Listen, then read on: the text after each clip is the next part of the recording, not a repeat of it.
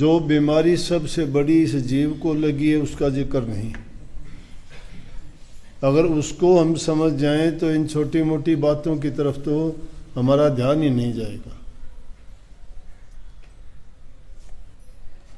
क्योंकि सबसे बड़ा रोग इंसान को, इस जीव को लगा वही संसार में आने जाने का, और आना जाना बनता है कर्म के माध्यम से, और कर्म ये जीव खुद करता है।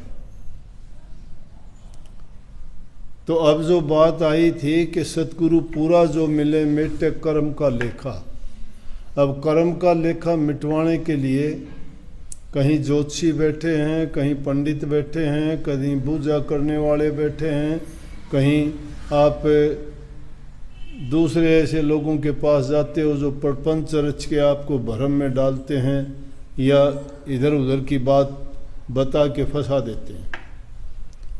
जाते हो अपनी उलझन को सुलझाने के लिए और वो आपको ज़्यादा उलझा देते हैं। इसलिए पूरे गुरु की ज़रूरत पड़ती है। इतनी बात तो समझ में आती है कि भाई गुरु की शरण में जाओ, गुरु की शरण के बिना हमारा कल्याण नहीं होगा, उद्धार नहीं होगा, हमारे भरम नहीं टूटेंगे। लेकिन अब गुरु भी क्या एक पेशा हो गया, गुरु डम बना दिया, गुरु इज्म चल गया, गुरु भी तरह तरह की बात बना के। इसलिए ये बात कहने में आई कि सतगुरु पूरा अगर मिल जाता है तो उसका लेखा नहीं मिल जाता है कर्म का, क्योंकि इस जीव कर्म के आधार पर अपनी योनि भोगने के लिए आता है। पीछे के भी अगर हमने अच्छे कर्म किए हैं, नेक कर्म किए हैं, तो अच्छा जीवन मिला है, सर्वांग संपन्न है, अच्छे परिवार में जन्म मिला, अच्छी तरह लालन पालन हुआ, सब प्रकार के साधन मिले। ये हमारे पिछले अच्छे कर्मों का फल था। जन्म तो कोटि जन्मों का भटका खाने के बाद इंसान का मिलता है। स्वामी जी महाराज जिन्होंने राधा स्वामी मत प्रकट किया, वो कहते हैं ये तन तुमने दुर्लभ पाया। इसीलिए इस वाणी के अंत में मैंने लिखा कि चेत चेत अभिचेत, ये मौका बीत न जाए। ये मौका क्या है कि इंसान का चोले का मौका अगर निकल गया तो हमारी इस जीव की अवस्था ऐसी है, जिस प्रकार से किसी कमरे में किसी को बंद कर दिया जाए, आँखों से वो अंधा हो, निकलने का रास्ता एक ही हो, तो अंधा आदमी रास्ता कैसे खोजेगा? वो दीवार से हाथ लगा के ढूंढने की कोशिश करेगा, मैं इससे कैसे बाहर निकलूं। ये माया देश हमारे लिए उसी प्रकार का एक बंद कमरा है। निकलने का रास्ता सिर्फ एक ही है कि मनुष्य की योनि, क्योंकि और किसी योनि में आपको चेताने वाला, बताने वाला, समझाने वाला, ये बताने वाला भी नहीं है कि हम दुनिया में क्यों आए थे। लेकिन गुरु तुम्हें बताता है कि अगर देखोगे थोड़ी समझ के साथ में, तो जिनसे रिश्ते नाते जोड़ते हैं, जिस लालच में पड़ के धन दौलत महल मकान कोठियाँ बनाते हैं, कितना सामान जुटाते हैं, लेकिन अंत समय में जब जाते हैं तो बड़ी ऊंची ऊंची आवाज़ में सिकंदर का नाम लेके कहते हैं, रावण का नाम लेके कहते हैं, और दूसरे धनवान कितने लोग हो गए, लेकिन सबका हाल क्या देखोगे? कोई साथ कुछ नहीं लेके गया। इंसान के साथ नेकी जाती है। नेक कर्म जो करता है वो हमेशा रहती है। महात्मा गांधी ने महल मकान नहीं बनाए, विनोबा भावे ने महल मकान नहीं बनाए, कबीर साहब ने झोपड़ी में गुजारा किया, दादू साहब, पलटू साहब सब ने रोटी हाथ पे लेके खाई। वो सोने चांदी की थालियों में खाने वाले नहीं थे, लेकिन उन्होंने उस राज को जो जान लिया कि प्रभु की भक्ति में जीव का कल्याण है। इस दुनिया में कोई किसी का ना भाई है, ना बंधु है, ना कोई और रिश्तेदार नातेदार है, ये मतलब के साथी हैं। जब तक उनका लालच स्वार्थ हमसे पूरा होता है, ठीक है। जिस दिन पूरा नहीं होगा उसी दिन जिस प्रकार से किसान बैल की नाथ काट के बुढ़ापे में बाहर निकाल देता है, इंसान को भी कईयों की ऐसी हालत होती है कि उनको वृद्धाश्रम दिखा देते हैं। उनको माँ बाप को रोटी तक देना पसंद नहीं करते। अब कल ही मेरे पास एक ऐसे आए कि उन बात सुन के हैरान हो गया। उनकी माँ भी साथ में, लड़का इधर खड़ा, उसकी पत्नी। बोला जी क्या करूं, इन दोनों की नहीं बनती। ये कहती है मैं मेरी माँ के साथ नहीं रहेगी। वो कहती है कि इसकी माँ मुझे भद्दा बोलती है। वो कहती है जी बहू मुझे ऐसा बोलती है, मैं नहीं 1 मिनट रह सकती। बोला क्या करूं? लड़का बोला जी मैं तो इन दोनों के आगे हाथ जोड़ता हूँ, ना तो मैं मेरी माँ को छोड़ सकता और ना ही मैं पत्नी को छोड़ सकता। उसकी बेचारे की बात ठीक, फंस गया हो, क्या करे बताओ। ऐसी उलझन का जवाब क्या होगा? तो कहने का मतलब ये है कि इंसान सिर्फ अपना हित और अपना स्वार्थ चाहता है और कोई रिश्ता नाता नहीं है। जब तक तुम्हारे से किसी के काम निकलते हैं तब तक तुम्हारा है। जिस दिन काम कर्म से निकम्मे हो जाओगे सब कह देंगे तुझे नहीं पता, तेरी ऐसी बात होती है, ज़रूरत नहीं है, एक तरफ बैठ अपना काम कर, 2 रोटी खा और कुछ नहीं कर। कोई नहीं पूछता इंसान को। इसलिए ये तन बड़ा दुर्लभ मिला है, लेकिन कर्म इंसान का साथ जाता है। तो ये चीज़ें तो साथ देने वाली नहीं हैं, परंतु इन चीज़ों के बारे में जानते हम नहीं हैं। ना जानने का मतलब भूल का कारण क्या है? कितने ऊंची आवाज़ में कितनी बार दोहरा दोहरा के कहते हैं कि ये देश ही काल और माया का है। काल तो चलता भी जाता है, समय का नाम काल है, मौत का नाम भी काल है। काल उस शक्ति का भी नाम है जो सबको इसको कंट्रोल करती है। माया क्या है? माया है हमें छड़ने वाली चीज़ जो हर जगह होती हुई हमें नज़र भी नहीं आती। वो माया क्या है कि जिन चीज़ों के नाम काम, क्रोध, लोभ, मोह, ईर्ष्या, इंद्रिय भोगों के रसों में पड़ के जो काम करवा लेती है वो माया का है। माया तुम धन दौलत को ना मानो, वो भी एक रूप है उसका माया का। क्यों? वो भी ठगती है। उसके लालच में इंसान का कत्ल कर देता है 2 पैसे के लिए।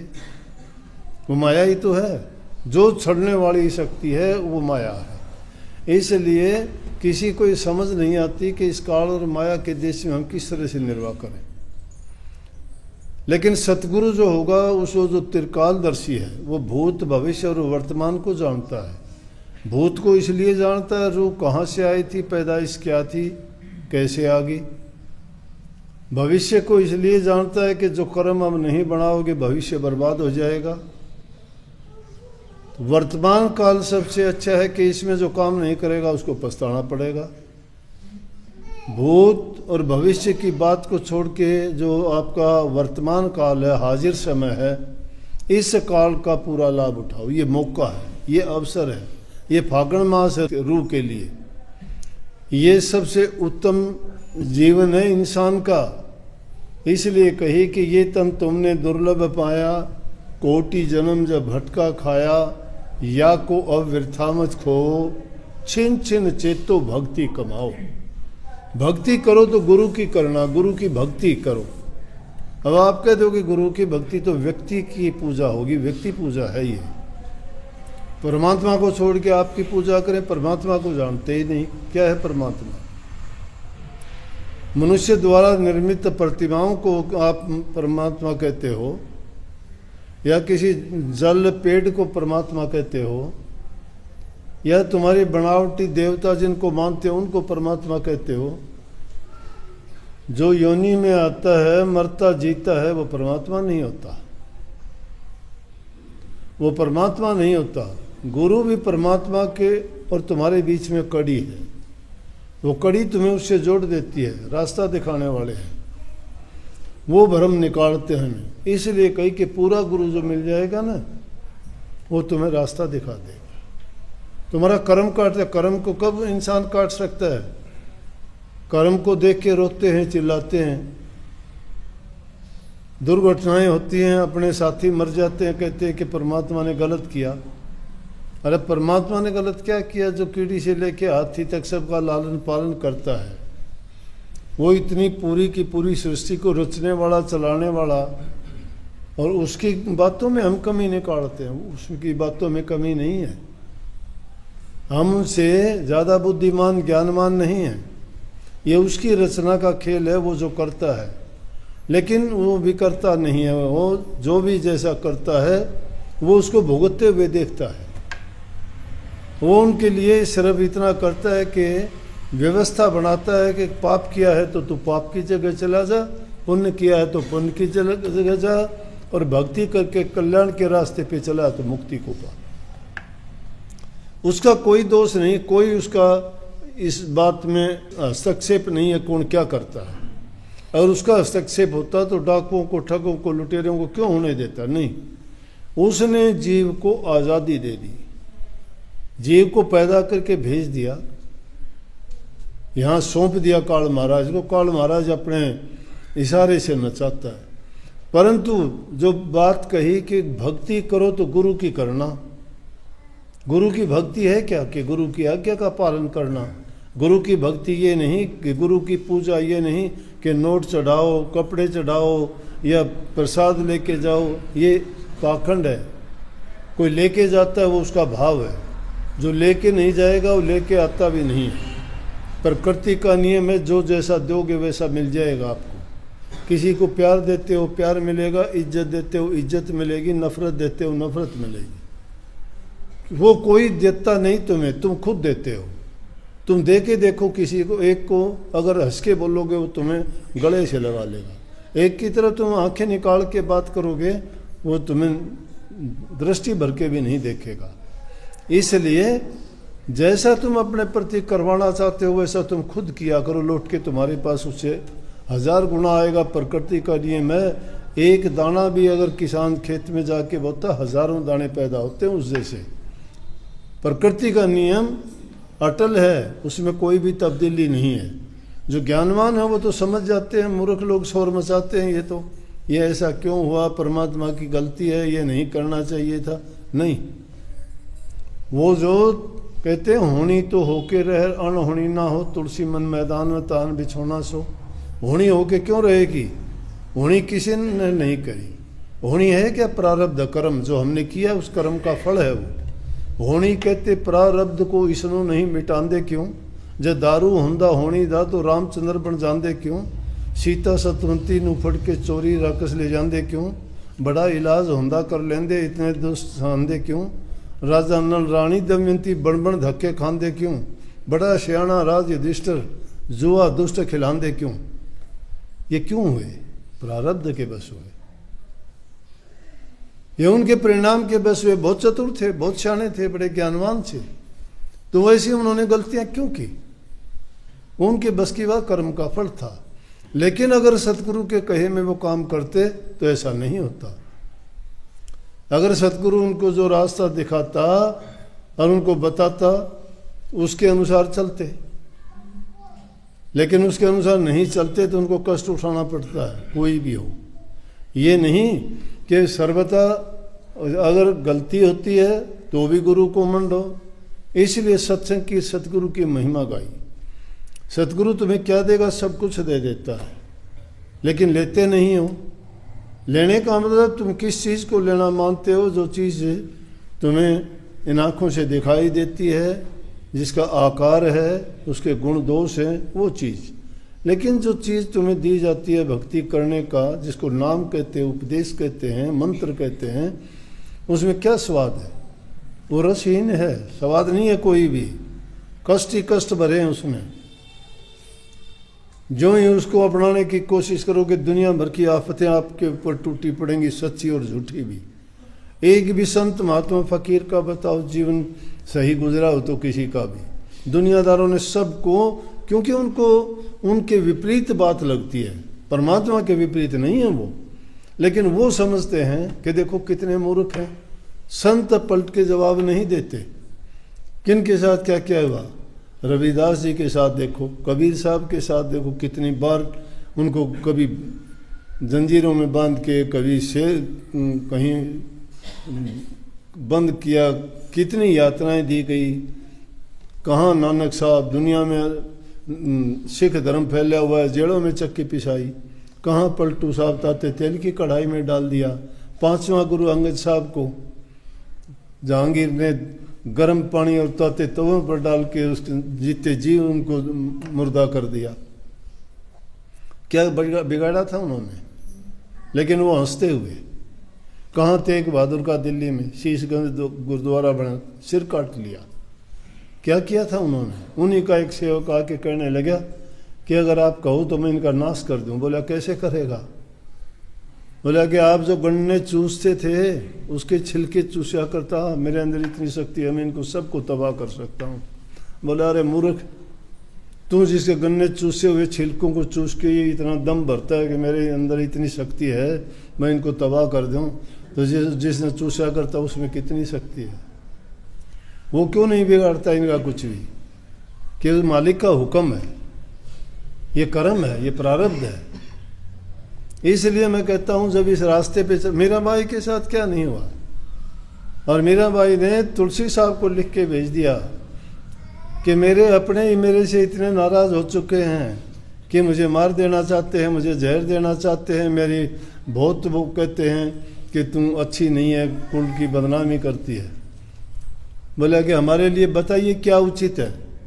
तुलसी साहब ने लिख के भेजा कि जहाँ जिसका अपना भी, जिसका भाई, जिसका पिता, जिसकी माँ अगर उसके पक्ष में ना हो या भक्ति के रास्ते से हटाएं या सही चलते हुए को गलत रास्ता दिखाएं, तो वो घर, वो माँ, वो बाप, वो बहन भाई छोड़ देना चाहिए, जो तुम्हें गुरु भक्ति से दूर लेके जाता है। ये दुनियादारी के लोग, नाना साहब को उनके पिताजी नहीं इस रास्ते में पढ़ना चाहते, अपने महाराज जी को उनके पिताजी नहीं चाहते थे। बोले काम किया कर, क्या रखा है भक्ति में, नहीं तो मैं ऐसा सिखाऊंगा, ऐसा भगत बनाऊंगा।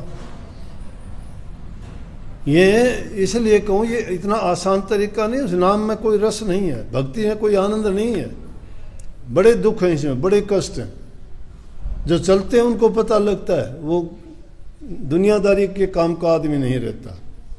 लेकिन जो उस पर खरा उतर जाता है वो जानता है, जिसको भेद समझ में आ जाता है वो इस मूर्खों की दुनिया में हंसता है कि देखो कितने नादान हैं, कितने मूर्ख हैं। ईसा मसीह ने यही कहा था जब सूली पे टांग दिया गया ना, तो कहते हैं कि परमात्मा पूछ रहा है कहो तो इनको सजा दूं। बोले आपकी बुद्धि ठीक कर दो ना सबकी, कि ये आपको मानने लग जाएं, जानने लग जाएं, समझने लग जाएं, ये भी मेरी तरह आपके पुजारी बन जाएं, ऐसा कर दो आप तो सब कुछ कर सकते हो। कहने का मतलब यह है, इसलिए कर्म का लेखा मिट जाता है। कर्म का लेखा दूसरा कोई नहीं मिटेगा। आजकल बड़ा आडंबर चला है कि गुरु तुम्हारा कल्याण कर देगा, हित कर देगा, लेकिन कर देगा कैसे वो नहीं बताते। वो तो अपने आप ही सब कुछ वो समझते हैं कि हाँ भाई कर दे, गुरु कर देगा सब कुछ। ये समझते हैं कि गुरु तेरा मुकदमा ठीक कर देगा, गुरु तेरा ब्याह बिगड़ा हुआ ठीक कर देगा, गुरु तेरी गरीबी ठीक कर देगा, गुरु तेरी बीमारी। अरे इंसान में बड़ी शक्ति है, तुम्हारे मन के अंदर बहुत शक्ति है, इतनी शक्ति किसी में भी नहीं है, लेकिन उस शक्ति को तुम जानते ही नहीं हो। और वो शक्ति है एकाग्रता की। तुम अपने आप को जिस दिन जान जाओगे, बड़े से बड़े रोग बीमारी को हरा दोगे। बीमारी पता नहीं कहाँ की कहाँ जाएगी। मैंने अखबार में पढ़ा था, एक लेडी अमेरिका की, उसके 5 हार्ट के ऑपरेशन हो रहे और वो 40 किलोमीटर की साइकिल दौड़ में दौड़ी। वो यहाँ तो एक छोटा सा कोई बात हो जाता है तो खाट पकड़ के बैठ जाता है। आदमी मरता कब है? अपने आत्मबल के हारने से। वो आत्मविश्वास को छोड़ देता है। और आत्मसात अगर करना चाहते हो तो आत्मविश्वास को जगाना होगा, अपनी शक्ति को पहचानना होगा। वो शक्ति शारीरिक बल की जरूरत नहीं है, मानसिक शक्ति की जरूरत है। डिवाइन लाइट आपके अंदर है, वो प्रभु की ज्योति है, हर एक के अंदर है। उस ज्योति को जानना और जगाना जब आ जाएगा ना, फिर निर्भय और निश्चिंत हो जाओगे। फिर समझ जाओगे ना दुनिया से मोह रहेगा, ना जीने से मोह रहेगा, ना दुनियादारी की वस्तुओं से मोह रहेगा। अपने सिद्धांत और नियम और मर्यादाएं याद रहेंगी तुम्हें कि तुम्हारा काम और कर्तव्य क्या है। हर हाल में जो जिस लाइन में लग जाता है और उसके प्रति वो पूरा समर्पित हो जाता है तो उसको लाज लगती है, वो उसकी संभाल भी करता है, उसका काम भी करता है। इसलिए गुरु इस प्रकार से कर्म काटने का तरीका सिखाता है। एक दिन में नहीं आता, धीरे धीरे करके आता है। सत्संग का नाम बड़ा क्यों है? सत्संग में आते आते जब ये बात दिमाग में बैठ जाती है और उसको हम गुरु की आज्ञा में रहते हुए उनके कहे अनुसार कर्म करते चले जाते हैं तो हमारे अंदर के जो भ्रम है वो निकलते जाते हैं, स्पष्टता और सत्यता हमारे सामने आ जाती है। बहुत बहुत सबको आशीर्वाद, बहुत बहुत सबको आशीर्वाद। राधा स्वामी।